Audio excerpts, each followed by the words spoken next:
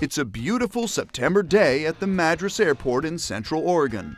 The perfect day for Terry Wilmeth to put his life on the line and smash a world speed record.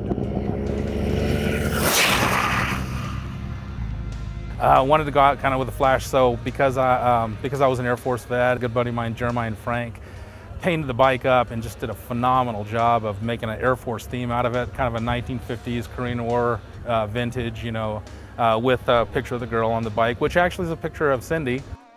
Different rocket engine, different fuel cell. You won't see the smoke that you did before because we went with a cleaner fuel cell that puts out more thrust.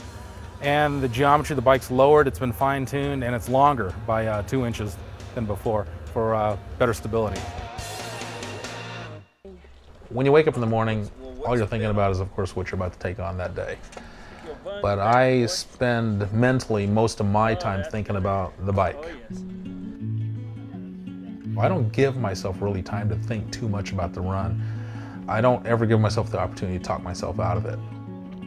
A week before the run, Cindy became very nervous.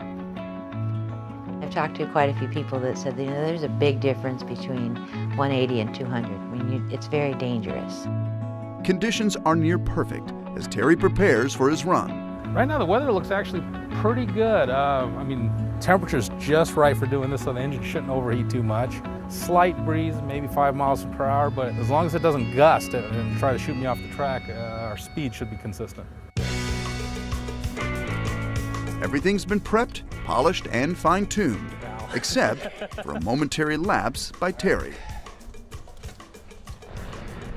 Inappropriately, I had taken the bike a few weeks back and we went to play out at the coast. I forgot to remove the pitman arm, which is the device that's connected to the steering stem. Still had basically handlebars that no matter how much I turned them, the wheels were going to follow rather than slowing them down. With Terry's life on the line, the team goes to work to fix the problem. This is his recreational quad. He rides this thing in the sand dunes. He swaps out a few parts, and here he is wanting to stare 200 miles an hour in the face. You know, Terry, come on now, you know. They were not very happy with me because they knew that the front end was all wrong. He needed some verbal lashings right there, and I think Pete and I both gave them to him to some degree of it. You never listen. We have ways of making you pay attention, old man. You don't want to see anything happen. At 200 miles an hour, 150, I don't care. You do a get off, it's gonna, you know, it's not gonna be good. They left the decision up to me, and I thought I could keep the front end stable enough just holding it steady and aiming it down the track.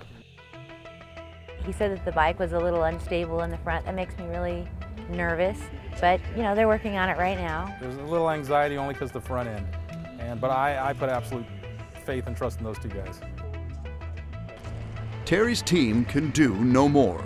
Terry is ready to begin his test runs. Whether the ATV is ready remains to be seen.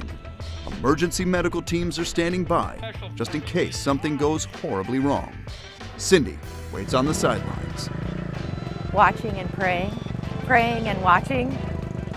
Terry heads out for a few test runs before firing up the rocket. Cindy and the family head out to the middle of the track to watch. It's Terry's first real test to see if everything is right for his world record run.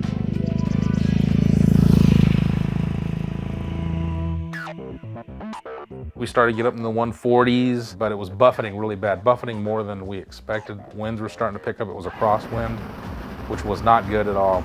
On one particular run at 140, it pushed me off the track with a wind gust. With the added danger of heavy crosswinds, Jeff and Pete become more worried for Terry's safety. Their biggest concern was if a wind gust could do that to me, what happens where, you know, I start now going at incredibly faster speeds and then another gust of wind comes along. They said, we can come back, but I was determined. I thought, you know what, I can keep it there, I can hold it there. You don't like to hear somebody say, I don't think you can do this. So my automatic reaction was, well, of course I can. You know, you always get that little voice in your head that says, and are you sure? And I thought, heck with it, let's open up the nitrous bottle and go.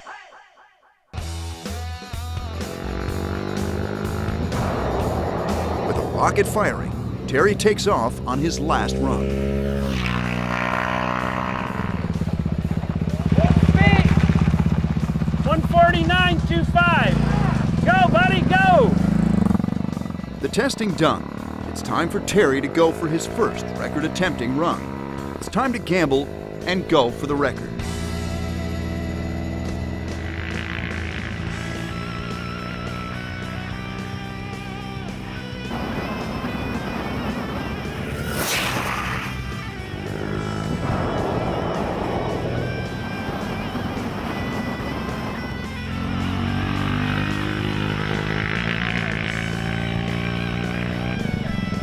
After the run, Terry relaxes. He feels pretty good. What he doesn't know is he just achieved the fastest time ever recorded on an ATV. What was his speed? 193.71. 193.71.